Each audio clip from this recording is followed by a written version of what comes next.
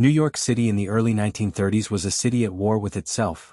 A labyrinth of smoke-filled speakeasies, dim alleyways and blood-stained streets where the only law that mattered was the law of survival. Crime families clashed for territory. Gunmen haunted the night. Old-world bosses clung desperately to fading traditions while younger, hungrier men stalked the shadows, waiting for their chance to rewrite the rules. And somewhere in that chaos, in the space between violence and opportunity, a quiet architect was sketching the blueprint of a new criminal world. His name was Lucky Luciano, and he was about to build something so revolutionary that it would terrify traditional mafia leaders, empower a new generation of underworld strategists, and alter the very structure of organized crime. He did not rise through brute force alone. He rose through vision, a rare brilliance that allowed him to see order where others saw only war. Before the newspapers crowned him a king, before prosecutors made him a symbol, Luciano was simply a man who understood one truth better than anyone else. Power without structure collapses. Power with structure becomes empire. A city drowning in violence by 1931, New York's underworld looked like a battlefield carved into burrows. The Castellamarese War, a brutal conflict between rival mafia factions, had turned the streets into a graveyard. Every morning, shopkeepers found bodies slumped in doorways. Every night, stray gunfire punctuated the silence between passing cars. No one trusted anyone. No one felt safe. The old-world dons ruled with iron fists and narrow vision. Their authority came from bloodline, not strategy. Their decisions were guided by ancient Sicilian customs, unsuitable for the sprawling, fast-moving criminal systems forming in America. Luciano saw their weaknesses, their stubborn pride, their refusal to cooperate, their obsession with hierarchy. He saw how these flaws turned small conflicts into wars, and wars into catastrophic losses. If things continued as they were, the mafia in America would destroy itself long before the law ever touched it. He decided to change the outcome. A shadow figure begins to rise. Unlike the loud, boasting gangsters of the era, Luciano kept his ambitions buried beneath charm and quiet intelligence. He listened more than he spoke. He studied alliances, motivations, grudges. He observed how money flowed through neighborhoods, how bootlegging routes intertwined, how gambling dens and labor unions could become arteries in a larger machine. He was not building a gang. He was building a system. While other men fought for street corners, Luciano was envisioning an entire nation. He saw potential in cooperation where others saw betrayal. He saw power in unity where others saw weakness. He understood that diversification, gambling, narcotics, extortion, prostitution, labor manipulation, could only work if the people running those industries had rules, boundaries, and a governing body that kept everyone in line. He understood something no boss before him had grasped. Crime needed a constitution. Enemies in every direction, but vision invites enemies. Traditional bosses like Salvatore Maranzano saw Luciano not as an innovator, but as a threat to the old order. Men like Joe Masuria viewed him as a dangerous reformer trying to dismantle centuries of Sicilian authority. These men ran their operations like kingdoms, isolated, rigid, destined to fall. Luciano wanted something else entirely, a criminal democracy with shared profit, shared power, and shared control. That idea terrified them. Rumors began swirling through the streets. Luciano was too American, too modern, too ambitious. He didn't respect tradition. He didn't obey the old rules. Some whispered he was trying to overthrow the mafia entirely. But Luciano didn't want to destroy the mafia. He wanted to evolve it. An evolution in the underworld demands blood. The Commission, a blueprint conceived in conflict as the gang wars spiraled, Luciano began drafting the most radical concept the mafia had ever seen, a governing council representing all major families, a system where disputes could be settled without violence, and decisions made collectively rather than dictated by a single tyrant. It was revolutionary. It was brilliant. And it was dangerous. The old bosses sensed his plan long before he spoke of it, and they understood its threat instantly. If Luciano succeeded, the age of monarchs would end. Their time would end. The emotional stakes of power. Luciano understood the risk. He knew the cost of innovation in a world built on fear. Every step he took toward building the Commission increased the number of men willing to put a bullet in his back. But he also knew that if he failed to act, the mafia would implode under the weight of its own violence. He wasn't trying to become a king. He was trying to build a system that made kings unnecessary. This was the brilliance that defined him, and the danger that followed him. The opening question. By the time the dust settled in the early 1930s, one question had begun haunting the underworld. Could one man truly reshape an entire criminal empire, or would the enemies he created destroy him first? The answer began with a blueprint. And that blueprint belonged to Lucky Luciano. Before Lucky Luciano reshaped the underworld into a disciplined empire, the Mafia in America was a world ruled by chaos, a fractured network of clans and bosses bound together only by fear, tradition, and vendetta. It resembled a medieval feudal landscape more than a modern organization. Each boss acted like a warlord, each neighborhood a fiefdom, each soldier a pawn in endless power struggles that had no clear purpose beyond survival. To understand the radical brilliance of Luciano's reforms, one must first understand the world he inherited. A world where disorder wasn't a flaw, it was the foundation. Feudal structures, power without strategy. At the dawn of the 20th century, the Mafia in New York operated as a loose collection of families, though even that term suggests more unity than existed. These groups were led by bosses who ruled through brute force and rigid adherence to Sicilian customs. Leadership was absolute and unchecked. Orders flowed downward without question, and dissent was answered with violence. This structure was less an organization and more a patchwork of personal kingdoms. Bosses hoarded power under bosses, schemed for position. Capos acted as miniature tyrants. Soldiers pledged loyalty through fear. There were no standardized rules, no shared goals, no mechanisms for resolving disputes peacefully. Every slight had the potential to become a feud. Every rivalry risked igniting into bloodshed. The Mafia wasn't a united entity, it was dozens of fragile, combustible egos pretending to be one. Vendetta, the endless cycle of blood. Perhaps the most destructive element of the pre-commission Mafia was the culture of vendetta. Imported from Sicily, vendetta was not merely revenge, it was obligation. A murder demanded retaliation, which demanded counter-retaliation, which often spiraled into wars that lasted months or years. Pride mattered more than profit. Honor mattered more than stability. Violence became ritual rather than strategy. A single misunderstanding could trigger a chain reaction. A soldier insults a rival, a capo demands retribution, the rival family retaliates, alliances shift, bodies fall, business collapses. This cycle devastated operations, scared off corrupt officials, and destroyed revenue streams. But the bosses, trapped in tradition, preferred honor over pragmatism. To them, stability was weakness. Fear was control. War was inevitable. The tyranny of bosses.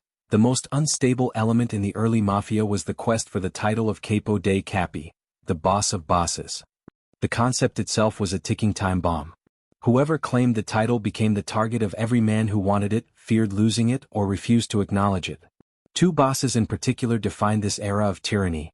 Giuseppe Joe the Boss Masuria and Salvatore Maranzano. Both men demanded tribute from every Mafia family in New York. Both used violence as their primary tool of governance. Both saw the underworld as a monarchy in which they alone held the crown. Their leadership was not built on respect or strategy, but on intimidation and unquestioned obedience. Under their rule, families didn't cooperate, they submitted. And submission always breeds rebellion. The Mafia crumbling under its own weight because power rested on fear instead of structure, the Mafia was constantly destabilizing itself. Wars broke out with alarming regularity, and alliances shifted like loose sand. No boss trusted another. No family committed to peace. Every gathering, every business negotiation, every street interaction was haunted by paranoia. Crime families were losing money faster than they earned it. Bootlegging routes disrupted gambling profits drained by violence, extortion schemes collapsing, informants emerging from desperation. The underworld was hemorrhaging money and men, but no one stopped to reconsider the system. Tradition ruled everything. And tradition demanded chaos.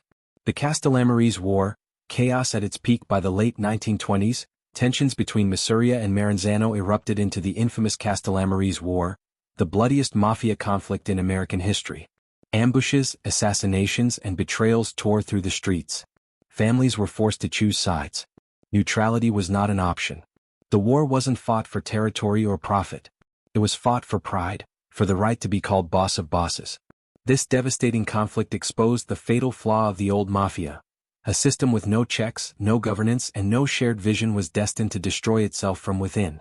During these dark years, something became painfully clear. The Mafia did not need a king. It needed a system.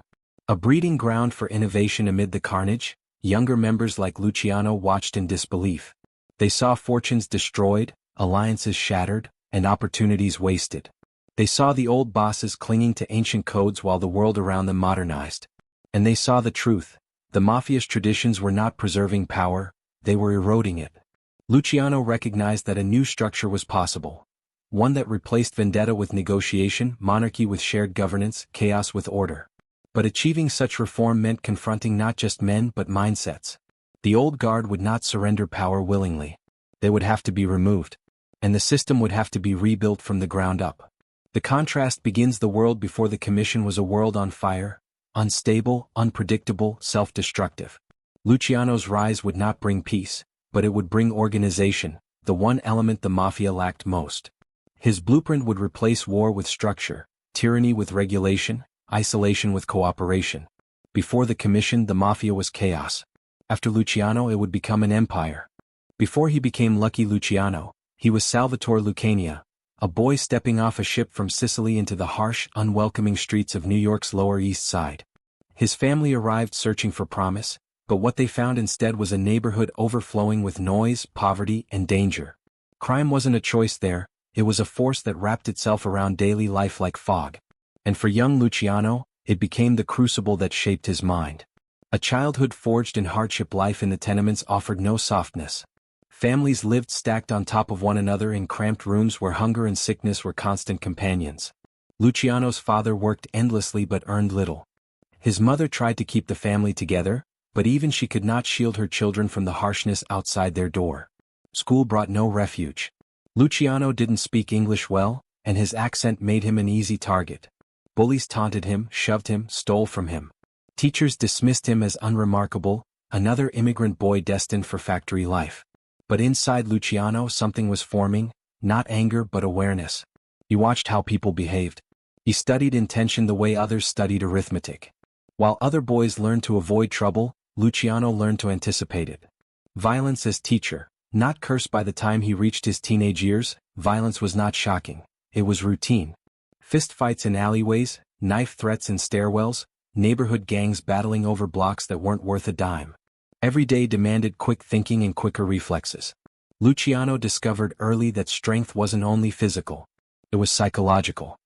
He began to see patterns. Bullies attacked the uncertain, gangs preyed on the isolated, respect flowed toward confidence, fear controlled more than fists ever could. Luciano learned to carry himself not with arrogance, but with quiet calculation. He spoke less, observed more. He knew when to step forward, when to slip away, when to act fearless even if he wasn't. Survival became strategy. Strategy became instinct. The street hustler emerges. Eventually Luciano drifted naturally into hustles, not because he sought criminal glory, but because the streets offered no other education. He ran errands for older gangsters, carried messages, protected younger kids in exchange for pocket change. He played dice in alleyways and watched how men reacted to wins and losses. He noticed how fear shaped decisions, how respect was earned through consistency, not chaos. He also learned the importance of reputation. A boy who backed down became prey. A boy who stood his ground, even recklessly, gained an aura that protected him from future threats. Luciano built his early reputation carefully, balancing toughness with diplomacy. He avoided unnecessary fights and diffused conflicts with a maturity that surprised older gang members. He wasn't the strongest. He wasn't the loudest. But he was the smartest, and everyone sensed it. Meeting Meyer Lansky, the first great alliance. One afternoon, fate introduced Luciano to a boy whose quiet intelligence mirrored his own, Meyer Lansky. They met during a clash between Italian and Jewish kids on the Lower East Side. But amid the chaos, Luciano noticed something unusual. Lansky didn't fight with desperation. He fought with precision. His eyes were calm, calculating, always one step ahead. Luciano respected that. And Lansky respected Luciano's fearlessness. Their alliance formed instantly, not through blood or cultural ties, but through mutual recognition. They were thinkers surrounded by hotheads, strategists in neighborhoods ruled by impulse. Over time, Lansky taught Luciano the mathematics of gambling, the importance of patience, the advantage of being underestimated. Luciano, in turn, introduced Lansky to the politics of the streets, the art of influence, and the psychology of power. Their friendship became one of the most important partnerships in American criminal history. But more importantly, it shaped Luciano's understanding of leadership. From Lansky he learned, brains make money. Brutality loses it. Enter Bugsy Siegel, fire to their ice. While Lansky matched Luciano's mind, Bugsy Siegel matched his ambition, but through fire rather than calculation. Siegel was fearless to the point of recklessness, a charismatic whirlwind who commanded attention whenever he walked into a room. He and Luciano met through Lansky, and though their temperaments differed, their loyalties aligned. Siegel provided something Luciano lacked: raw aggression, unwavering loyalty, and the willingness to enforce decisions with force when necessary. Together, the trio created a balance seldom seen in street gangs. Luciano, the strategist Lansky, the mathematician Siegel, the enforcer. This balance taught Luciano a lesson that shaped his future governance style. No leader succeeds alone. He understood that loyalty built through shared ambition was stronger than loyalty demanded through fear. Ambition born from chaos. As Luciano grew older, he started seeing the limitations of street life. The constant, petty battles between ethnic gangs felt wasteful. The Sicilian bosses who ruled the Italian neighborhoods clung stubbornly to outdated systems. The Jewish gangs suffered from internal disorder.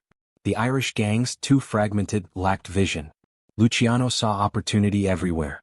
The world he lived in was chaotic not by destiny but by design, or rather, by lack of design. The bosses before him never looked beyond their own blocks. They never considered cooperation. They never considered modernization. Luciano did. He realized the streets were a training ground, not a prison. Everything he witnessed, every fight, every hustle, every alliance, was preparing him for something larger. He began to imagine a system not built on constant war but on organization. A network not dependent on tradition but on innovation. His ambition was not driven by greed alone. It was driven by a desire for order, the very thing his childhood never provided. Psychology as power. By the time Luciano reached adulthood, he had mastered what few men ever do: the ability to read people with extraordinary accuracy. He could anticipate lies before they were spoken, sense weakness hidden behind bravado, and identify potential allies in rooms filled with enemies. This gift made him dangerous. It also made him destined. Because in a world where violence was currency, Luciano understood the true currency was human behavior. The foundation of a future Don Luciano didn't rise because he was lucky. He rose because he understood the streets better than they understood themselves. He built alliances through loyalty, not lineage. He turned hardship into strategy. And he transformed survival instinct into leadership instinct. Before the commission, before the empire, before the war for control, there was only a boy learning how to read the world, and discovering he was born to rebuild it. Lucky Luciano did not rise through brute force alone. He rose because he saw what others could not: that crime, like any industry, needed structure, efficiency, and the right people in the right roles. Where traditional bosses clung to ancestry, emotion, and rigid Sicilian customs, Luciano studied behavior, talent, and opportunity. He didn't just climb the ladder, he rebuilt it. His ascent through the rackets was not luck.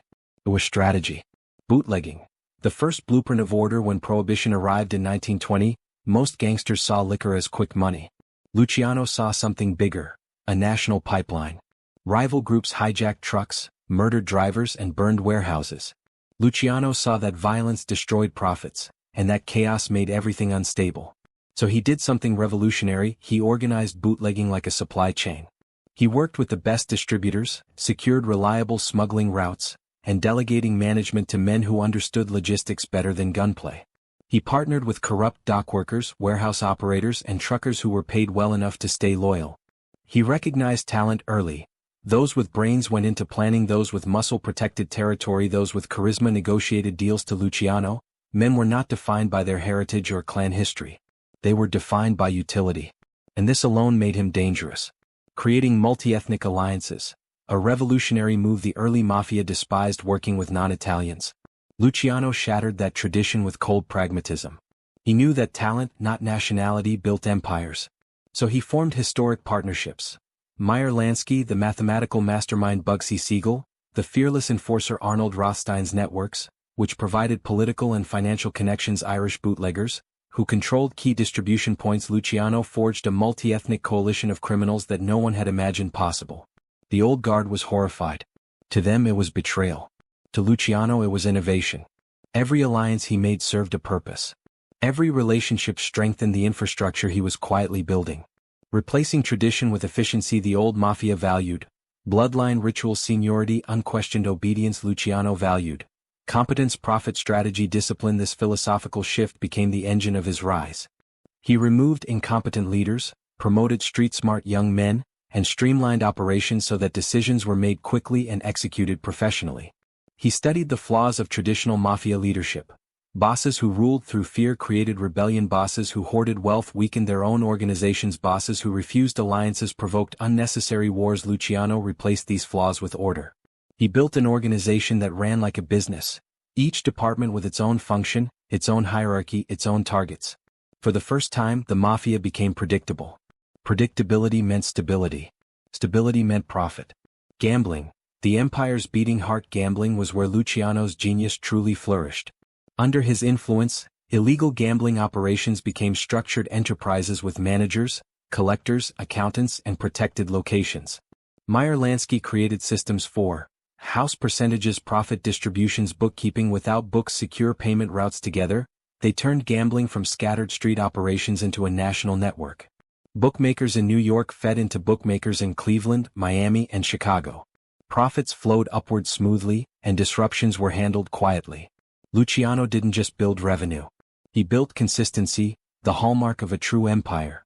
Labor corruption, power hidden in plain sight. If gambling brought the money, labor racketeering brought the influence. Luciano saw that controlling unions meant controlling industries. He inserted trusted men into key labor organizations, bribing or threatening leaders until they cooperated. His network influenced the docks, trucking routes, garment factories, construction sites, distribution hubs across the East Coast. Through labor corruption, Luciano gained something far more valuable than cash: leverage over legitimate businesses. Corporations paid to avoid strikes. Politicians sought his support. Police captains feared interfering with labor-controlled docks. For the first time, organized crime quietly touched the legal economy. Neutralizing dissent, diplomacy, and elimination. Not everyone welcomed Luciano's modernization. Traditionalists resented his alliances with Jews and Irish criminals. Some capos hated his rapid promotions of younger men. And old-world bosses like Joe Masuria and Salvatore Maranzano saw Luciano as a threat to their power. Luciano responded with a blend of diplomacy and ruthless precision. When persuasion failed, he made strategic eliminations. Masuria was removed in a carefully orchestrated betrayal. Maranzano followed shortly after, ending the boss of bosses era. Dissenting lieutenants were sidelined or quietly erased. Luciano never acted impulsively. Every removal was calculated, targeted, and executed to ensure minimal fallout and maximum stability. He wasn't ruling with fear. He was removing obstacles to progress. Building a new mafia, modern, profitable, united. By the early 1930s, Luciano had accomplished something the old bosses never dreamed possible. He turned the mafia into an American corporation. Under him, rackets were centralized, crews were standardized, profits were regulated, alliances spanned ethnic boundaries, disputes were solved through negotiation, territory was mapped. Not guessed, men followed rules, not egos, and above all, Luciano created a world where violence was strategic, not emotional. He didn't eliminate brutality. He disciplined it. Violence became a tool, not a language. The shadow of foresight. Luciano understood that the mafia was larger than one man. He wasn't building a personal kingdom. He was building a system, one capable of generating money long after he was gone, one designed to outlast wars, vendettas, and revolutions. But as his empire grew, so did the number of enemies who feared what he was becoming. Traditional bosses threatened by modernization, rival factions jealous of his alliances, politicians terrified of his influence, prosecutors eager for a public victory. Luciano's efficiency made him powerful. His power made him visible. And visibility made him vulnerable. The empire he built would reshape crime forever, but it would also place a target on his back. Long before Lucky Luciano rose to power, the mafia's greatest weapon was not the gun, nor the knife, nor even fear itself. It was omerta, the ancient code of silence. Born in the hills of Sicily, omerta taught men never to cooperate with authorities, never to confess, never to betray the family. It was a moral doctrine, a cultural commandment, a shield that kept outsiders forever in the dark. But in America, omerta began to crack under pressure.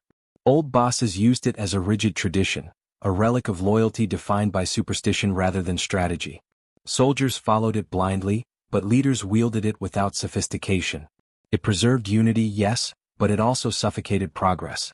Then came Luciano, the man who would take this ancient rule and transform it into something sharper, more efficient, and far more dangerous. Old world omerta. Sacred, stifling, and fragile. The old mafia's interpretation of omerta was simple and unwavering.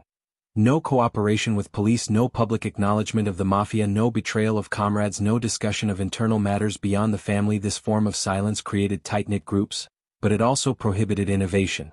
Leaders could not share ideas outside of their clan. Alliances were fragile because information could not be openly exchanged. Distrust was constant, and secrecy often created confusion rather than clarity. Omerta was treated like a religious vow, unquestionable, immovable, ancient. But to Luciano, anything treated as sacred was also vulnerable. He saw that Omerta, in its rigid form, protected secrecy but hindered efficiency. It created fear but not organization. It preserved power for the old guard rather than strengthening the structure as a whole.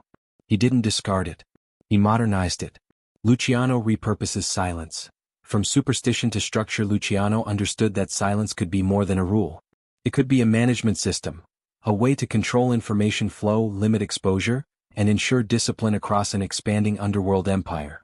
Unlike the old bosses, he didn't view Omerta as a sacred tradition. He viewed it as infrastructure. He reinterpreted Omerta in 3 critical ways. Compartmentalization: no soldier knew more than his task required. Capos knew their crew, not the entire network.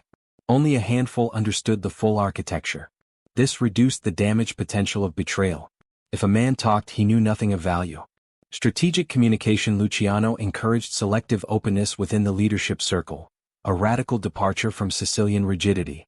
He believed information shared among trusted bosses prevented unnecessary wars and misunderstandings. Psychological control: he taught men that silence was not only protection, it was power. Speaking less created mystique.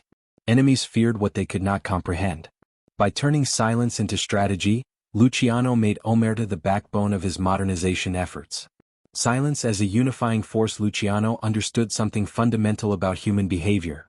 People are bonded more deeply by what they hide together than by what they reveal. He used Omerta to unify men across ethnic backgrounds. Jewish, Irish, and Italian partners all benefited from secrecy. Each had reputations to protect and enemies to avoid. By weaving Omerta through multi-ethnic alliances, Luciano created a new criminal culture that transcended bloodlines. Silence replaced ancestry. Strategy replaced superstition. Shared ambition replaced inherited rivalry. For the first time, Omerta belonged not to Sicily, but to the syndicate. A tool that terrified outsiders to the public, Omerta became the most frightening aspect of the modern mafia. Reporters wrote breathlessly about the mysterious underworld code. Police described their interrogations as battles against ghosts. Prosecutors spoke of evidence evaporating into thin air. Luciano recognized this fear and used it. The less people understood, the more they imagined. The more they imagined, the more powerful his organization seemed. In this way, Omerta became not only an internal discipline but an external psychological weapon. The law could not fight what it could not see. Silence as corporate policy: Luciano's brilliance was recognizing that Omerta functioned like corporate confidentiality, except with far higher stakes. Every member became a sealed vault. Every transaction existed behind layers of secrecy. Every decision passed through filters designed to leave no trace. He implemented verbal orders only, limited witnesses, multi-step delivery systems, indirect communication, coded messages through intermediaries. This allowed his empire to expand rapidly without exposing its structure. The mafia became decentralized but coordinated, the perfect paradox. Through silence, Luciano built a machine that could keep running even when individual parts broke. Dissenters become liabilities: not everyone embraced the new version of Omerta. Old-school bosses believed Luciano was diluting tradition. Hot-headed soldiers saw strategic silence as weakness. Ambitious rivals resented the new hierarchy. Luciano handled dissent the same way he handled inefficiency: swiftly, quietly, decisively. Some men were persuaded. Some were demoted. Some were eliminated. He understood that a system based on secrecy could not afford internal leaks. One man willing to talk could destroy hundreds who would not. Thus, Omerta became the ultimate test of loyalty. And loyalty became the ultimate test of survival.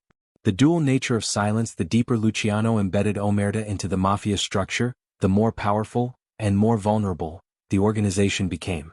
Silence united his men. Silence protected his empire. Silence terrified outsiders. But silence also blinded him. He could not always detect betrayal. He could not always see fractures forming. He could not always know who was quietly distancing themselves. In time, the very silence that held his empire together would hide the cracks that would help shatter it. The innovation and the irony: Luciano repurposed Omerta into a modern management tool. He made silence smarter, sharper, more effective. but he also made it more essential than ever. He built an empire that depended not on one man's voice, but on hundreds of men's refusal to speak. And when the law finally came for him, he honored the code he had perfected, even as that silence sealed his fate. Omerta was tradition. Luciano made it strategy. And strategy made it unstoppable, until it wasn't. Before Lucky Luciano rose to power, crime in America was a crude enterprise. Violence dictated outcomes, territory was claimed by whoever survived, and profits fluctuated wildly with every feud. There were no systems, no oversight, no strategy, only instinct and brutality.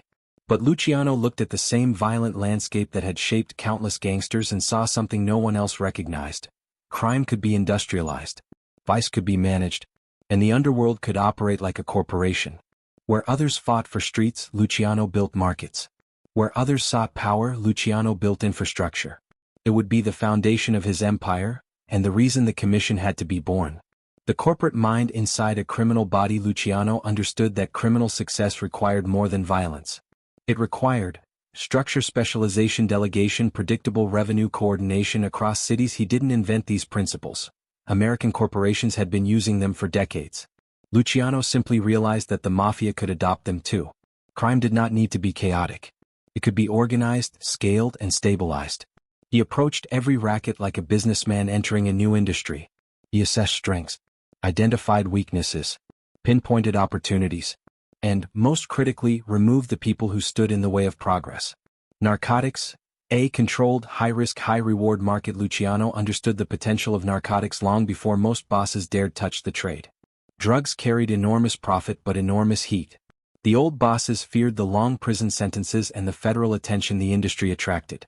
Luciano feared inefficiency more than law enforcement, so he built a narcotics pipeline that minimized exposure.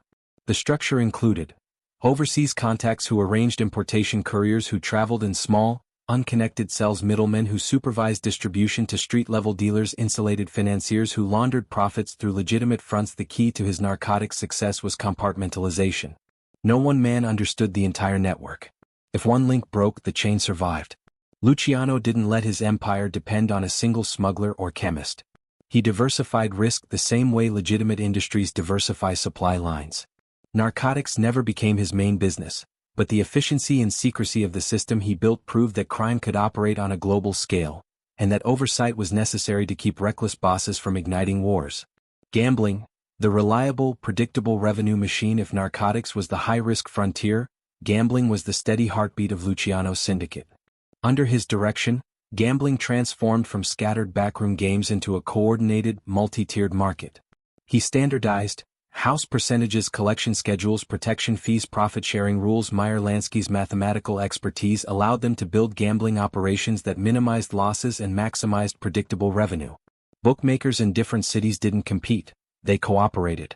Hot-headed operators who cheated or disrupted the system were removed swiftly. Gambling stability proved something vital to Luciano. If a racket could be systematized, it could be scaled. It wasn't a street hustle anymore. It was the foundation of an economic empire. Prostitution, an industry, not a vice. While prostitution would later become the legal noose around Luciano's neck, from his perspective it was simply a business that required organization. Before his reforms, brothels operated chaotically. Pimps fought over girls, madams paid wildly inconsistent protection fees, and police raids disrupted profits without warning. Luciano introduced order. Standardized financial structures, district managers overseeing multiple brothels, collectors who ensured consistent payments, reduced violence to avoid unwanted police attention, reliable protection networks. His prostitution system didn't rely on charisma or fear. It relied on process. This industrial model terrified law enforcement because it looked more like a corporation than a criminal enterprise. When Dewey later exposed the structure, the public was shocked not by the vice, but by the organization behind it. Prostitution proved that Luciano had reshaped the underworld into something far smarter, and far more profitable, than anyone imagined. Labor racketeering, the hidden source of power. Luciano's infiltration of labor unions gave him a form of power no mob boss had ever possessed. Influence over legitimate industries. By controlling the docks, trucking routes, shipping schedules, garment factories, construction unions, Luciano gained leverage that extended beyond the criminal world. Businesses paid him to prevent strikes, expedite shipments, or guarantee job site stability. Politicians quietly sought his support. Law enforcement hesitated to provoke him because breakdowns in union activity could cripple the city's economy. Labor racketeering became Luciano's invisible empire, not built on visible territory but on the machinery that kept New York functioning. It was here, more than anywhere else, that Luciano understood the necessity of oversight. One reckless union boss could spark a war. One corrupt official could break an entire pipeline. One ambitious underling could destabilize everything. Control required structure. Structure required leadership. Leadership required collective oversight. And oversight required something the Mafia did not yet have. Why oversight became essential as Luciano's operations grew, one truth became unavoidable. Crime had become too large, too profitable, and too interconnected to be left to the whims of individual bosses. The old Mafia model, isolated families ruled by stubborn patriarchs, could not sustain a national syndicate. The dangers were obvious.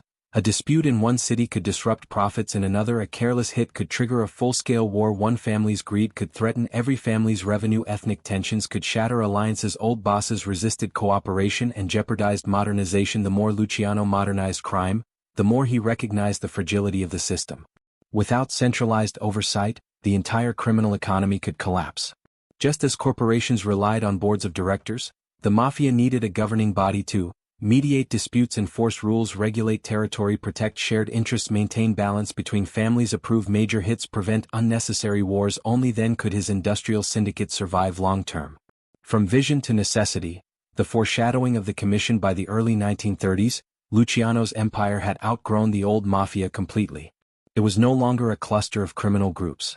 It was an economic machine, one with interstate reach, international connections, diversified revenue, cross-cultural partnerships, disciplined management structures. But even his brilliance couldn't compensate for one fatal flaw. There was no governing council powerful enough to keep the peace. Without such a structure, the empire he built could implode at any moment. The Commission was not born from ambition. It was born from necessity, the logical next step in transforming crime into industry. Luciano didn't simply want order. He needed it. And so, the blueprint for the most revolutionary governing body in criminal history was already forming in his mind, shaped by markets, alliances, risks, and the undeniable truth. An empire this large could not survive without a central authority. The Commission wasn't just the future. It was the only future that would keep the underworld alive. No empire rises without pressure, and no architect builds without resistance. For Lucky Luciano, the path toward creating the Commission was not a straight ascent. It was a maze filled with volatile figures, rival ambitions, and dangerous contradictions. The men around him were not simply obstacles. They were catalysts. Each one, in his own way, forced Luciano to rethink how power should function in the underworld. Some were enemies. Some were allies. Some were both. But all four helped shape the structure Luciano would eventually build. Joe Masuria, the tyrant blocking modernization. To understand Luciano's rise, one must understand the man he first had to overcome. Giuseppe Joe the Boss Masuria, a relic of an older, harsher Mafia worldview. Masuria ruled through pure intimidation. His empire thrived on chaos, his authority on cruelty. To him, modernization was betrayal, and alliances outside the Sicilian bloodline were unforgivable. Luciano served under Masuria not out of loyalty, but out of necessity. He studied him. He endured him. He waited. Masuria's tyranny taught Luciano what not to be. A leader who hoarded power instead of sharing it, a boss who demanded respect instead of earning it, a ruler who fought wars instead of preventing them. Masuria's refusal to work with non-Italians infuriated Luciano. His ego blinded him to profit, and his paranoia made every ambition look like rebellion. Luciano realized early that a man like Masuria would never allow a modern syndicate to emerge. So he understood what had to be done. Masuria wasn't just a rival. He was the obstacle preventing the future. And when the moment came, Luciano removed him with surgical precision, clearing the first major barrier to creating a new order. Salvatore Maranzano, the last Caesar. If Masuria represented the brute force of the old world, Salvatore Maranzano represented its elegance and its fatal rigidity. Maranzano was intelligent, calculating, and obsessed with classical hierarchy. He fancied himself a Mafia Caesar, and modeled his organization after the Roman legions. Structure, discipline, and rank fascinated him, but only when he was the unquestioned head. At first, Luciano respected Maranzano's strategic mind. He saw in him the potential for reform, a temporary ally against Masuria. But once Masuria fell, Maranzano revealed his true intention: to replace one dictatorship with another. He demanded tribute. He spied on his own men. He ordered the elimination of anyone who threatened his authority, including Luciano. Maranzano taught Luciano another essential lesson: hierarchy without oversight becomes tyranny. A single boss of bosses created a power vacuum the moment he died and a battlefield the moment he lived. Luciano saw clearly that no organization could survive under a Caesar. The Mafia needed balance, cooperation, and shared governance, the very opposite of everything Maranzano represented. When Maranzano plotted Luciano's assassination, the future dawn struck first. His removal ended the era of monarchs, and opened the door for something revolutionary to take its place. Dutch Schultz, the unpredictable threat. Some men threaten empires not because they seek power but because they lack control. Dutch Schultz was one of those men, a gangster fueled by ego, recklessness, and erratic violence. Schultz was brilliant in moments, unhinged in others. His unpredictability made him both a valuable ally and a dangerous liability. The turning point came when Schultz, under threat of prosecution by Thomas Dewey, proposed assassinating Dewey to solve his legal problem. Schultz saw the hit as a bold move. Luciano saw it as suicide. Such an act would ignite a government crusade stronger than any internal conflict. It would destroy everything Luciano had worked for. It would unravel the fragile alliances he was building. Schultz represented chaos, the enemy of structure. By refusing to support the assassination, Luciano aligned himself with reason. By eliminating Schultz when he went rogue, Luciano demonstrated a truth that would define his leadership. A syndicate cannot survive if even one man refuses to follow rules. Schultz's death was not just a hit. It was a message. In the new Mafia, stability mattered more than ego. Vito Genovese, the ambitious lieutenant of Schultz, represented reckless danger. Vito Genovese represented a subtler, more insidious threat: ambition. Genovese was one of Luciano's most capable lieutenants. Clever, patient, strategically minded. He admired Luciano's vision but coveted Luciano's throne. Genovese believed in efficiency but he also believed in opportunity. Luciano recognized both qualities in him. Their relationship was built on respect but not trust. Genovese supported Luciano's rise, but he never stopped calculating his own. He was the kind of ally who helped build a system, then quietly waited for the right moment to claim it. And Luciano knew it. In many ways, Genovese shaped Luciano's thinking more than the worst enemies did. He taught Luciano that no leader could rule alone. No empire could depend on a single successor. And no structure could survive if its foundation was built on personal loyalty rather than institutional control. This realization pushed Luciano toward creating a governing body that would outlast individual ambition. A system strong enough to withstand even a man like Genovese. Forging the future through fire. Mafia taught Luciano the dangers of tyranny. Maranzano taught him the dangers of hierarchy without balance. Schultz taught him the dangers of unchecked ego. Genovese taught him the dangers of ambition in disguise. Each man in his own way pushed Luciano toward a single conclusion: the Mafia needed a new system, not a new king. Luciano didn't create the Commission out of inspiration alone. He created it out of necessity, forged in the crucible of conflict and shaped by the flaws of the men who came before him. The Commission would become his answer, a governing body built to control chaos, neutralize tyrants, manage ambition, and prevent the wars that had nearly destroyed the underworld. But to build it, Luciano would still have to do one thing: survive the enemies he made by daring to rewrite the rules. The Castellamarese War was more than a Mafia conflict. It was a storm, violent, unpredictable, and born from pride rather than logic. For nearly 2 years, New York City became a battlefield where bullets replaced negotiations and paranoia replaced trust. But for Lucky Luciano, the war was also something else: a test of loyalty, vision, and survival. A crucible where the old world collided with the new. In this war, Luciano did not simply fight. He observed, adapted, and outmaneuvered, even when the shadows closed in around him. Two titans at war, and a young strategist caught between them. The conflict began as a power struggle between two old-world bosses. Joe Masuria, the tyrant clinging to tradition; Salvatore Maranzano, the last Caesar, seeking to impose rigid hierarchy. Both men claimed they alone deserved absolute control over New York. Both demanded tribute. Both demanded loyalty. Both demanded blood. Luciano understood the truth neither man would admit: their stubborn visions would destroy the Mafia entirely. He began walking a razor's edge, outwardly loyal, inwardly calculating. He served Masuria while secretly assessing Maranzano. He attended meetings with one side while gleaning information from the other. Luciano wasn't playing both sides for survival alone. He was studying them, their flaws, their ambitions, their blind spots, preparing for a world that would need neither tyrant. The kidnapping, a message written in violence in 1929, Luciano was abducted by unknown assailants. He was beaten, stabbed, and left for dead on a beach, a warning from rivals terrified of his growing influence. But Luciano survived. Barely. The kidnapping crystallized something inside him. Violence alone would not end the war. Removing tyrants alone would not save the Mafia. The entire structure needed to be rebuilt.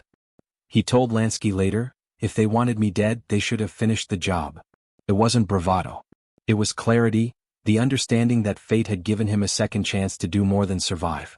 It had given him a chance to recreate the underworld.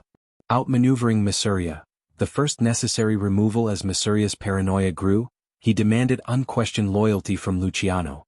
He wanted war without question, violence without restraint. Luciano knew Mafia's vision had no future. He also knew that openly opposing him meant death. So he chose strategy over confrontation. In 1931, Luciano arranged a meeting with Maranzano, a truce disguised as negotiation. Both men agreed that Mafia's erratic leadership endangered them all. Luciano then pretended to reconcile with Mafia, luring him into a false sense of security. The ambush was swift and silent. Mafia sat in a Coney Island restaurant, playing cards, unaware of the trap surrounding him. Luciano excused himself to use the restroom, the signal his men were waiting for. Within seconds, gunfire shattered the quiet, and Mafia's reign ended. The old world tyrant was gone. And Luciano had taken his first major step toward reform, removing a man who stood between the Mafia and modernization. Maranzano's rise, and the illusion of order with Mafia dead, Maranzano presented himself as the new ruler, a Caesar for a modern age. He reorganized the families, assigned ranks, and spoke of efficiency. For a moment, Luciano believed he could work with him. But the illusion didn't last. Maranzano demanded tribute from every boss. He spied obsessively on his own men.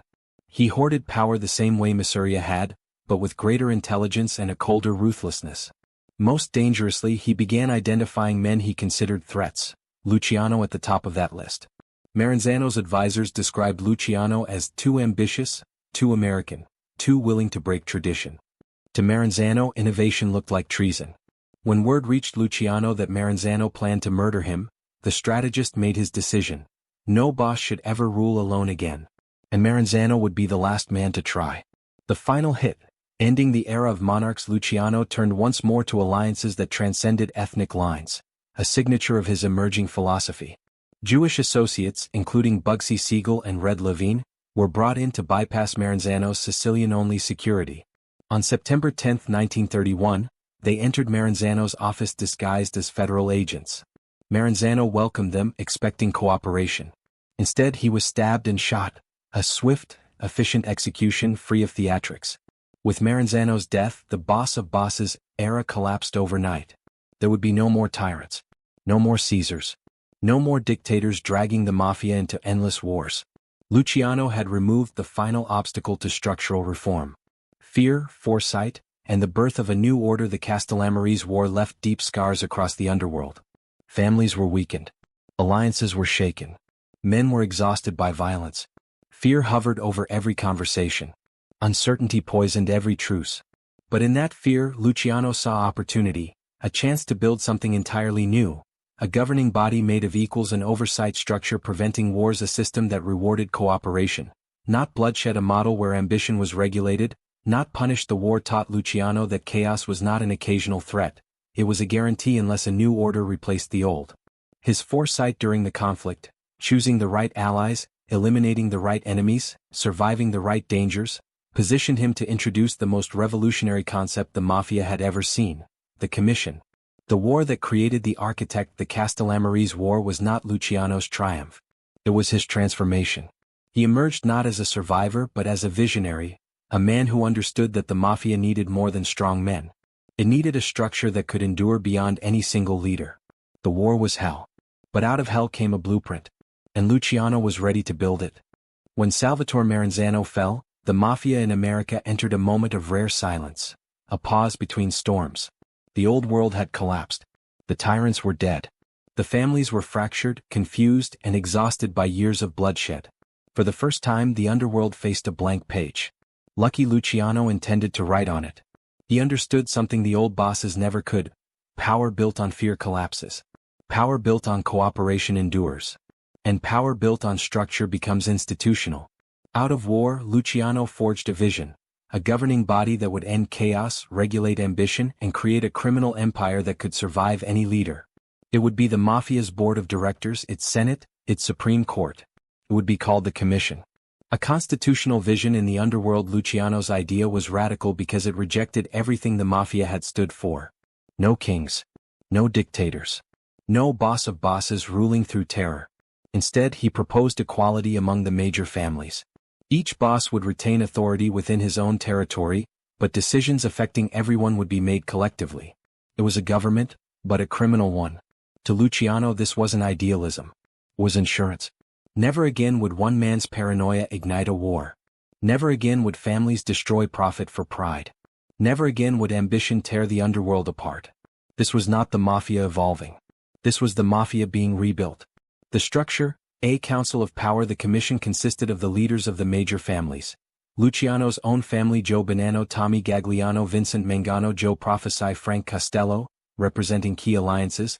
Additionally, the Chicago outfit, represented by Al Capone's successor Frank Nitti, held a permanent national seat. This transformed the Mafia from a New York-centric network into a national syndicate. Every member family was autonomous.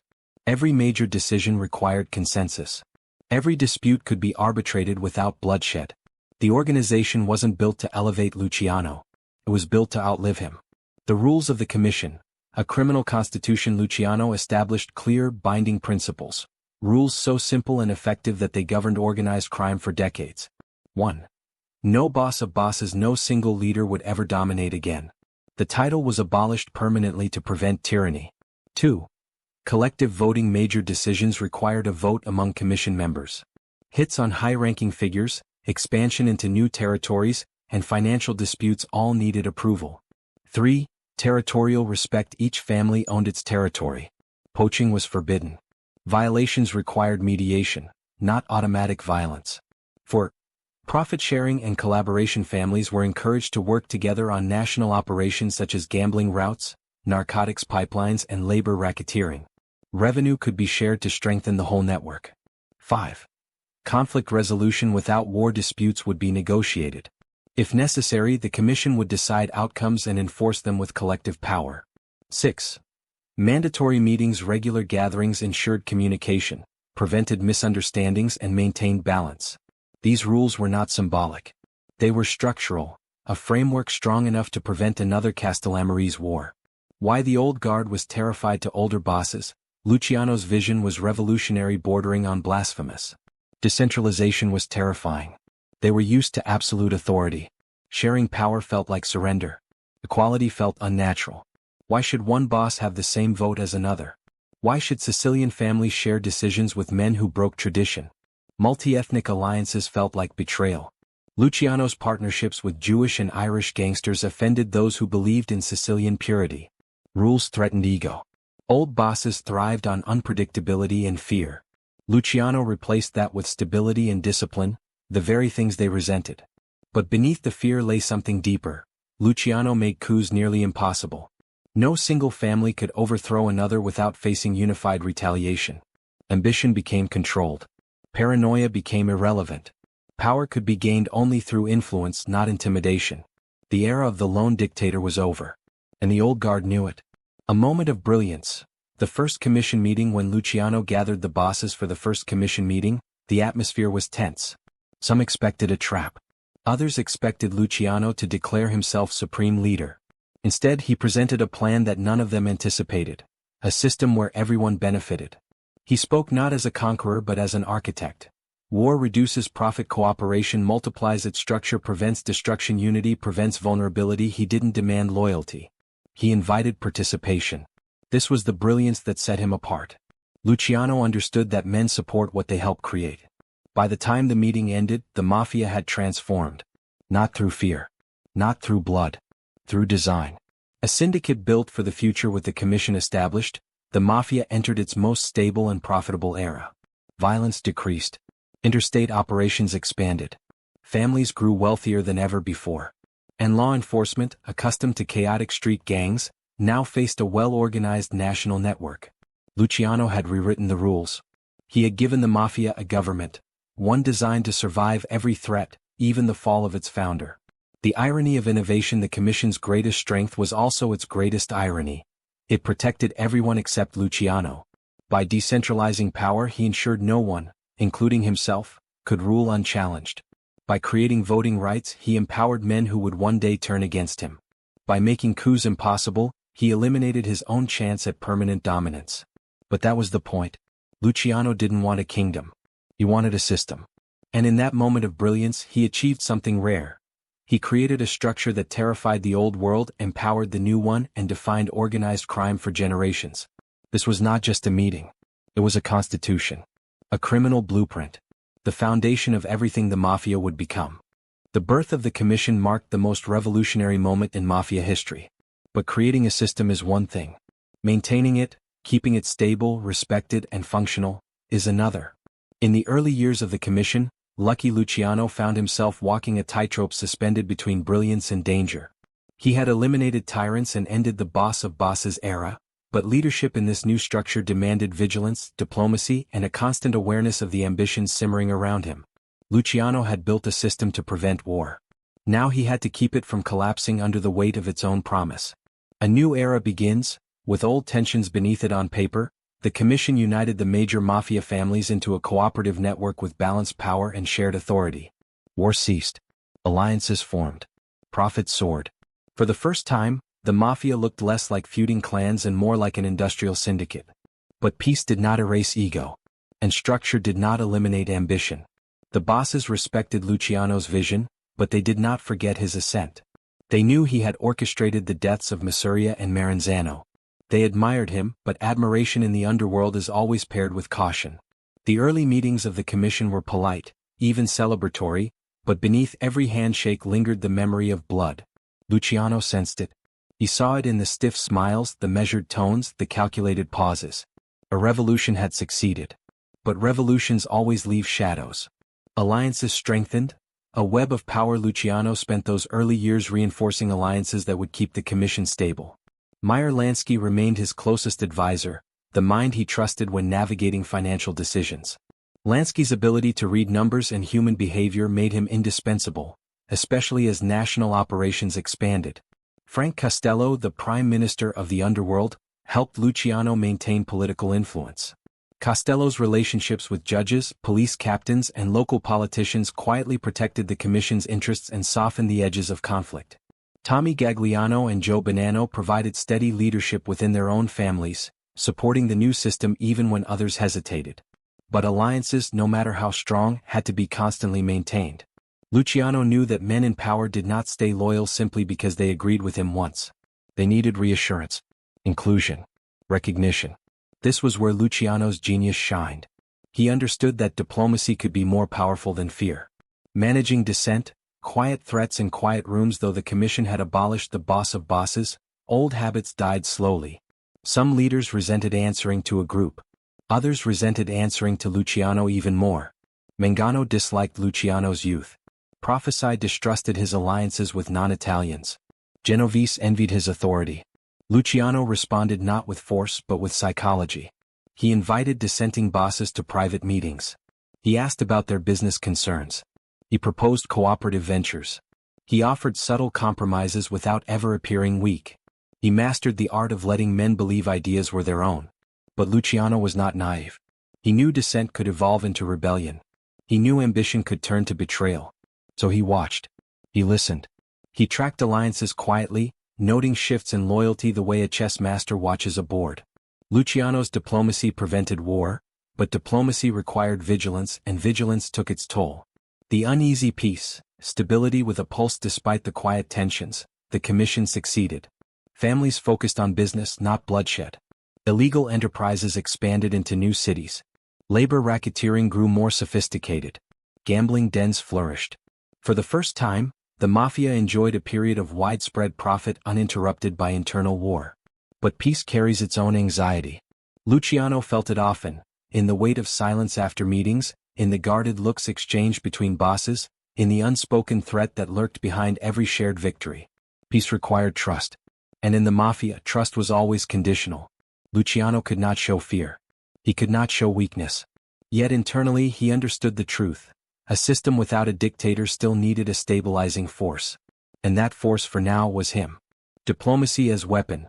The new Luciano's rise had once depended on strategic violence.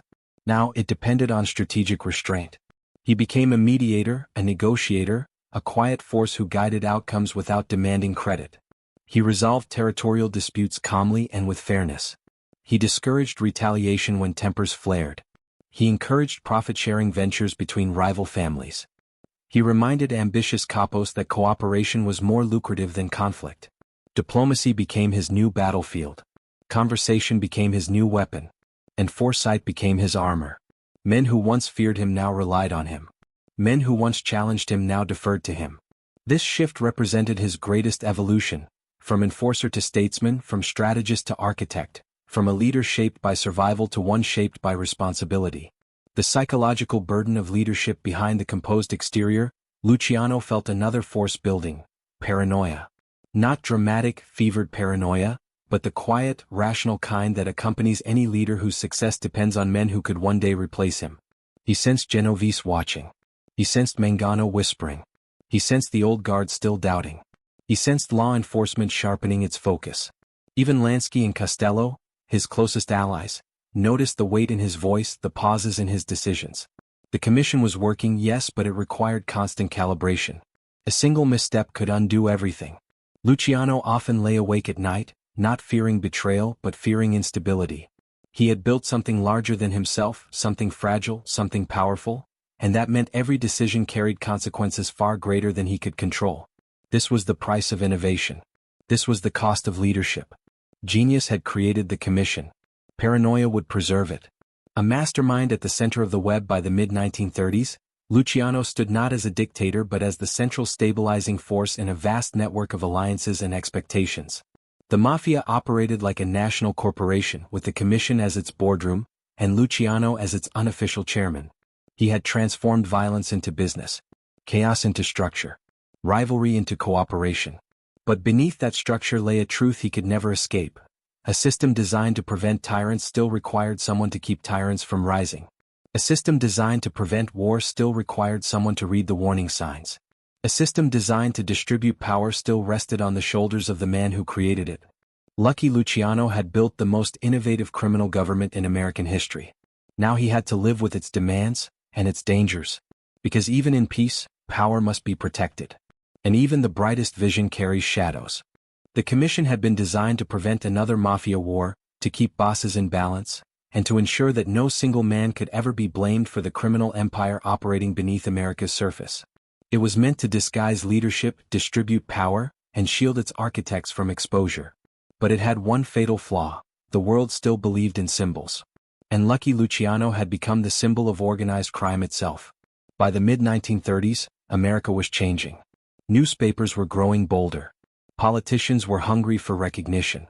Reform movements rose across cities demanding an end to vice, corruption, and criminal influence. Ordinary citizens were exhausted by violence, outraged at prostitution dens, and disgusted by what they imagined dirty money doing to their streets. And at the center of that growing storm stood one man, one name, one face: Lucky Luciano. Government pressure tightens, the state finds its target for years. Luciano had remained untouchable because law enforcement couldn't map the structure he built. The commission operated behind layers of secrecy, coded messages, and compartmentalized authority. No single family member could betray the whole because no one knew the whole. But prosecutors didn't need organization charts. They needed a villain. The public craved a figure they could blame for every brothel, every gambling operation, every extortion racket. Judges wanted headlines. Politicians wanted victories. Reformers wanted an enemy they could rally against. Luciano, with his expensive suits, quiet charisma, and reputation for intelligence, became the perfect target. He wasn't just a mobster. He was the face of the modern mafia. The moral crusade. Enter Thomas E. Dewey, a young, ambitious special prosecutor, quickly recognized the value of going after Luciano. For Dewey, this wasn't just about crime. It was about political future. A victory against the most powerful underworld figure in America would make him a national hero. He launched the most aggressive anti-vice crusade the city had ever seen. Raids on brothels, arrests of madams, interrogation of street-level prostitutes, crackdowns on gambling houses, surveillance on union leaders. Each operation carried a hidden purpose. Link it all back to Luciano. Dewey's strategy was psychological warfare. If he couldn't dismantle the commission, he would attack its creator. The vice racketeering narrative, a simple story for a complicated empire. Luciano had carefully insulated himself from direct involvement in prostitution and gambling. He never spoke orders out loud. He never signed documents. He rarely appeared in brothels or casinos. His role was strategic, not operational. But Dewey understood a powerful truth about public opinion. People will believe one villain is behind everything if the story is simple enough. So he built a narrative. Luciano was the CEO of prostitution. The mastermind behind every sex worker on the street. The invisible tyrant profiting from human suffering. It didn't matter whether the structure was far more complex. It didn't matter whether the commission distributed power. It didn't matter whether bosses operated independently. Luciano was the name the public recognized. He was the brand. He was the empire's silhouette. Inside the commission, growing anxiety as Dewey's crusade intensified, tension seeped into the commission's meetings. Bosses who once felt secure now realized that Luciano's fame made them vulnerable. If Dewey succeeded in tying the entire underworld to one man, the entire structure could crumble. Some whispered that Luciano's visibility endangered them all. Others worried the government might uncover inter-family cooperation.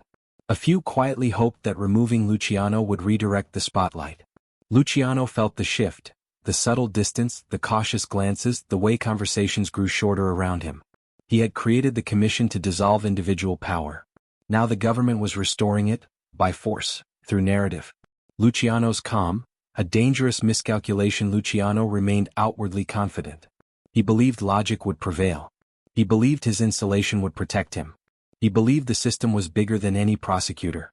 This calm was his greatest miscalculation. Dewey wasn't pursuing fact. He was pursuing victory. And Luciano, despite all his intelligence, underestimated the power of a crusade fueled by public outrage. He failed to realize that a system designed to prevent internal wars could not prevent external ones. The arrest. The moment the system cracked on April 1, 1936, Luciano was arrested in Hot Springs, Arkansas, after fleeing New York under increasing pressure. He insisted he had nothing to hide. He maintained his innocence. He refused to betray anyone. But the arrest sent a shockwave through the underworld. Gamblers panicked, brothels shut down, unions distanced themselves, corrupt officials burned evidence. For the first time since its creation, the commission felt exposed. Vulnerable not because its structure failed, but because its architect had become too public to protect. The empire did not collapse. But it trembled. Luciano becomes the system's liability. As Dewey prepared for trial, it became clear that Luciano's role in the Mafia's modernization would now be used against him. His alliances, his reputation, his intelligence, his organizational mind, his influence across families, everything he had built to stabilize the underworld was now being reframed as evidence of guilt. Even men who admired him began questioning whether his removal might be necessary for the system to survive. Some feared Dewey would use Luciano to expose the commission. Others feared that public pressure would force the government to pursue every family if Luciano appeared too powerful. The unspoken truth settled like dust. The commission could protect the Mafia. But it could not protect the man who created it. Luciano had always believed he was building something greater than himself. Now for the first time he realized how terrifyingly true that was. The beginning of the end. As he awaited trial, Luciano understood that his war was not against rival bosses or reckless gunmen.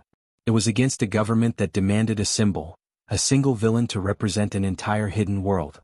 And Luciano, despite everything he had built to prevent it, had become that symbol. The commission had eliminated monarchs. But the public had crowned its own king of crime. And kings, in the eyes of the law, must fall.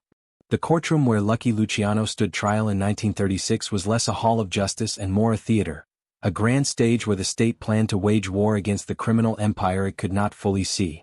Reporters packed every seat, notebooks ready, photographers poised like hunters waiting for a perfect shot. Women leaned forward to glimpse the infamous king of vice, while politicians whispered among themselves, eager for the spectacle to unfold. This wasn't simply the people versus Luciano. It was the government versus the syndicate, a symbolic battle the public had long been waiting to witness. A trial built for headlines from the moment proceedings began. The atmosphere was electric. Luciano arrived calm, impeccably dressed, his expression unreadable, a man aware that he was both defendant and myth. Prosecutor Thomas Dewey wasted no time framing the narrative. If the Mafia was a corporation, Dewey argued, then Luciano was its CEO. If vice was an industry, he was its architect. Every gambling den, every brothel, every extortion racket, all roads, Dewey insisted, led back to the quiet man seated at the defense table. The press adored it. The public devoured it. And the court allowed it. Dewey was not trying to prove a crime. He was trying to prove a system. Flamboyant witnesses. Stories that bent reality. The witnesses who took the stand were a parade of fear, desperation, and contradiction. Brothel madams arrived in expensive dresses, eager to avoid their own prosecution. Some were terrified, voices trembling. Others performed as though auditioning for newspapers. Their testimonies painted a lurid picture of New York's underworld, one where Luciano supposedly controlled every illicit act down to the last streetwalker. Was it true? Not often. But truth mattered far less than spectacle. Witnesses claimed Luciano visited brothels regularly. He didn't. They claimed he issued orders directly. He rarely did. They claimed he pocketed every dollar. He never needed to. Under pressure, under promises, under threat, the stories multiplied. Dewey shaped these testimonies into a single narrative.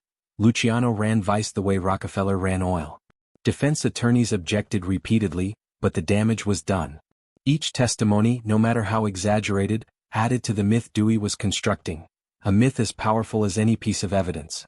A circus in robes and headlines outside the courthouse. Newspapers ran headlines like weapons. Luciano, king of vice, boss of bosses, on trial, the man who sold New York to sin inside. The gallery whispered every time Luciano's name was spoken. Jurors shifted uneasily under the weight of public expectation.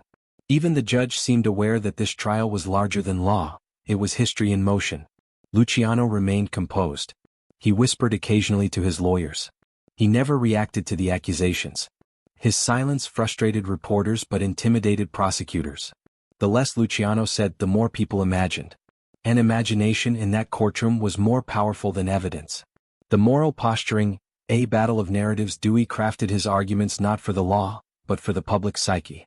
He portrayed the Mafia as an immoral shadow government, one that profited off women, corruption, and fear. Luciano became the embodiment of everything America wanted to purge. Dewey stood before the jury, voice rising, pointing at Luciano as if addressing an ancient evil. This man is the reason vice thrives in our city. He is the mastermind, the organizer, the ruler of a criminal empire. The jury was not asked to judge a man. They were asked to judge a problem, and Luciano became the personification of that problem. Even those who doubted the prosecution's logic were overwhelmed by its emotion. Dewey was giving the public what it wanted, a villain to destroy. The defense, outnumbered by narrative, Luciano's attorneys tried to dismantle the accusations. They pointed out contradictions, inconsistencies, and impossibilities. They argued that no witness could tie him directly to operations. They insisted that cooperating madams were lying to save themselves. But every rational argument collapsed under the weight of public sentiment. This was not a battle of facts. It was a battle of symbolism. And Luciano, ironically, had become too powerful a symbol to defend. The verdict that shook the underworld. When the verdict came, the courtroom held its breath. Guilty on all counts. The sentence, 30 to 50 years in state prison. Gasps filled the room. Flashbulbs exploded. Dewey's career soared instantly. Reporters surged toward the exits to file headlines. And Luciano, expression unchanged, absorbed the blow with an eerie calm. But across New York the impact was seismic. The shock inside the commission. The bosses who sat on the commission felt the verdict like a tremor beneath their feet. Luciano had been the stabilizing force, the architect, the coordinator. His arrest had shaken them. His conviction terrified them. If the state could portray Luciano as the CEO, then tomorrow it could portray any one of them as successor. The commission had been designed to hide leadership. But Dewey had proven something devastating. A system can be invisible. A man cannot. The fall of Luciano was more than a sentence. It was a warning, and the beginning of a new kind of fear inside the Mafia. When the prison gates closed behind Lucky Luciano, the underworld he had built kept moving without pause. The commission he designed continued to meet, settle disputes, and expand operations, proof that his structure worked exactly as intended. But for Luciano, that success came with a painful truth. The system that once protected him was now operating independently, with or without its architect. In Clinton prison, Luciano was no longer the quiet mastermind orchestrating an empire. He was inmate 24508. Yet even behind stone walls, his influence lingered. Messages traveled in coded language through lawyers, visitors, and trusted intermediaries. Orders softened into suggestions. The respect he commanded didn't vanish, it simply shifted form. But power from a distance is never the same as power enforced in person. Luciano felt that difference immediately. Prison, leadership at a distance. Inside Clinton, Luciano adapted to confinement with a strategist's mind.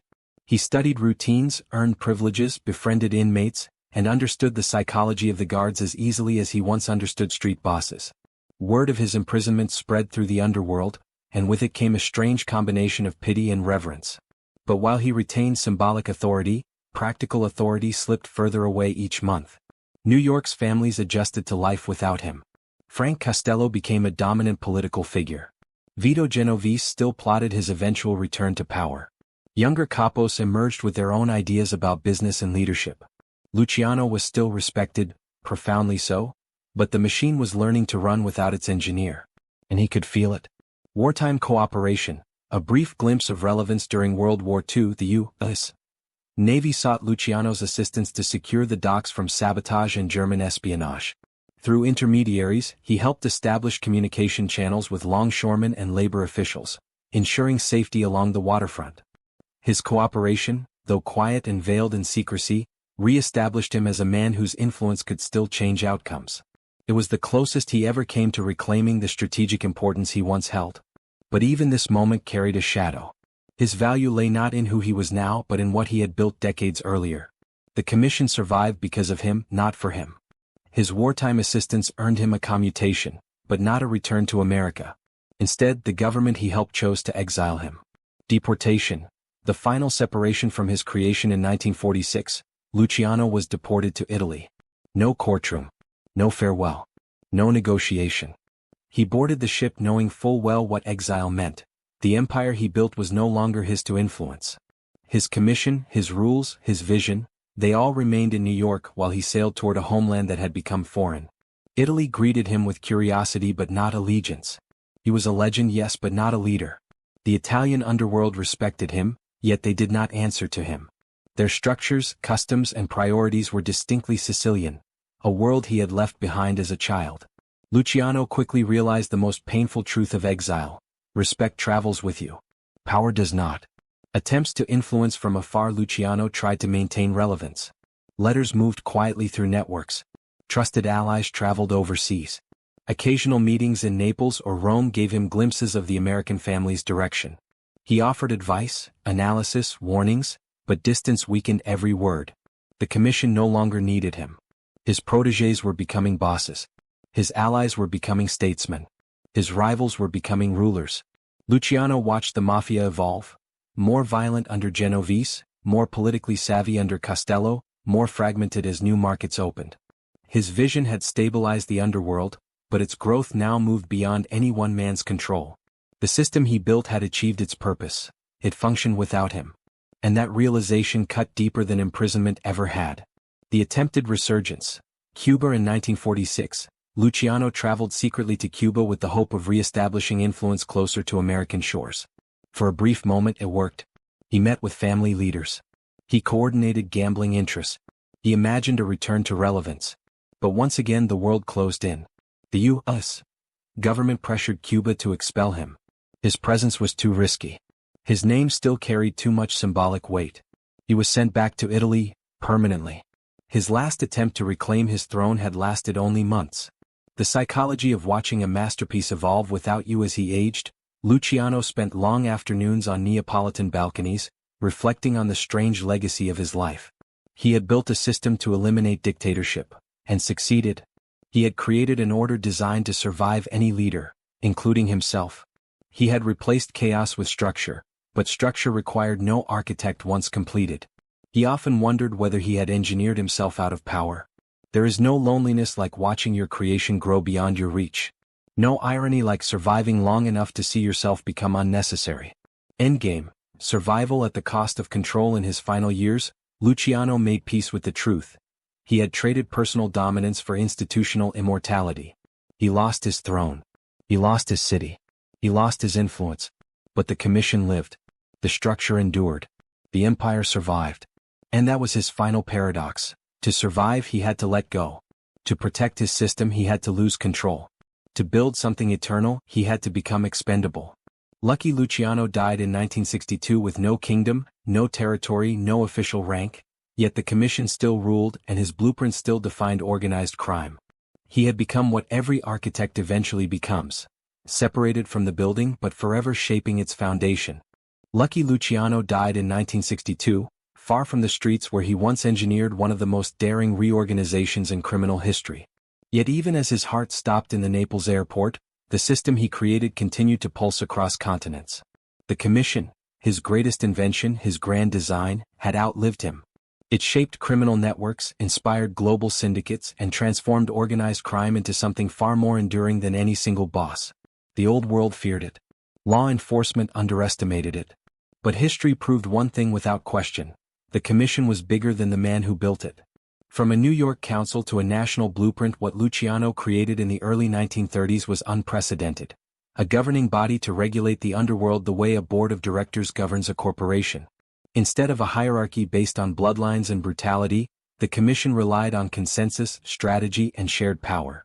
It turned a cluster of feuding families into a syndicate capable of national coordination. After Luciano's exile, the system held firm. In New York, the 5 families continued to follow commission rules. In Chicago, the outfit used its seat to influence decisions across the country. In cities like Detroit, Philadelphia, Cleveland, and Tampa, local families emulated the structure, understanding that stability protected profit. Luciano had created more than a committee. He had created a model. A model that survived assassination attempts, FBI crackdowns, internal betrayals, and cultural upheavals. A model built not on a single personality, but on a philosophy: shared governance prevents destruction. Las Vegas, the commission's Western Kingdom. Though Luciano never set foot in the Las Vegas Strip as we know it, the casinos that rose from the desert were shaped by his organizational ideas. Meyer Lansky, Bugsy Siegel, and their associates used commission logic to transform gambling from backroom dens into glamorous, corporate-like establishments. Consider what Las Vegas became: an engine of profit, a hub of labor influence, a multifamily investment zone, a place where disputes were handled through commission channels. The commission didn't just protect Las Vegas, it enabled it. Behind the neon lights and champagne suites was Luciano's blueprint: centralized management, shared risk, collective enforcement.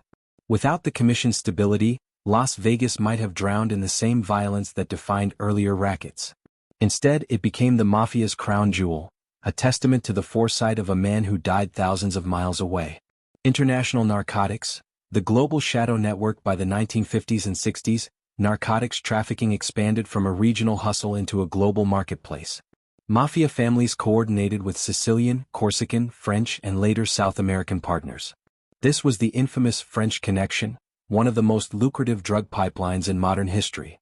At its core was Luciano's method: diversified supply chains, insulated leadership, compartmentalized operations, collective investment, collective protection. Even though Luciano himself never controlled global narcotics in his exile, the network structure was undeniably his. The commission provided the framework that allowed American families to collaborate internationally. No single boss had to manage the network alone. Decisions flowed through the commission, reducing risk and maximizing profit. Luciano's enemies once feared that he wanted to control the world. In truth, he had done something more radical: he taught the world how to control itself. Sicily and beyond. The model goes global. In Sicily, the Mafia restructured itself in the 1950s into a governing body unmistakably inspired by Luciano's commission: the Sicilian cupola. The concept, multiple families sharing authority, traveled across the Atlantic and embedded itself in the old world. In Japan, the Yakuza studied commission principles as they modernized their own hierarchies. In Hong Kong, triads experimented with council-style leadership. In South America, cartels adopted decentralized, cell-based structures that mirrored commission logic. Luciano had solved a universal criminal problem: how to prevent war without preventing ambition. His answer became a global formula. Pop culture, the myth of the architect. Long after Luciano's death, Hollywood and journalists transformed his legend into a mythic archetype. He became The mastermind behind the modern mafia, the suave strategist in the shadows, the Godfather before The Godfather, the criminal genius whose ideas outlived his own life. Movies, novels, and documentaries leaned heavily on the commission concept, dramatizing it as a near-political entity. Though Hollywood embellished freely, the core truth remained. Luciano had institutionalized crime. He had turned the underworld into a system the public could imagine and fear. Every mob story that references the commission is paying tribute to his legacy. Every fictional don who governs through councils instead of force echoes his innovation. He became not only a historical figure, but a blueprint for an entire genre. The irony, what his enemies feared was true. The old bosses who opposed Luciano had sensed something about him, something they feared deeply. They believed he was trying to build a structure too powerful, too stable, too independent of tradition. They were right. The commission outlived Masuria. It outlived Maranzano. It outlived Luciano. It even outlived many of the families who first sat at its table. Its logic remained intact even as bosses fell, wars erupted, and law enforcement grew more sophisticated. The structure adapted, evolved, and resurfaced again and again. Luciano's enemies feared he was creating a system that would survive its creators. He was the final truth, a legacy woven into the underworld's DNA. Luciano never returned to America. He died without territory, without official rank, without the authority he once commanded. Yet the world he left behind was unmistakably his. No single man ever controlled the mafia again. No boss ever held absolute power. No war ever erupted without consequences set by Luciano's design. His commission became woven into the DNA of organized crime, a permanent reminder that structure is stronger than ego, and that the most enduring empires are built on systems, not kings.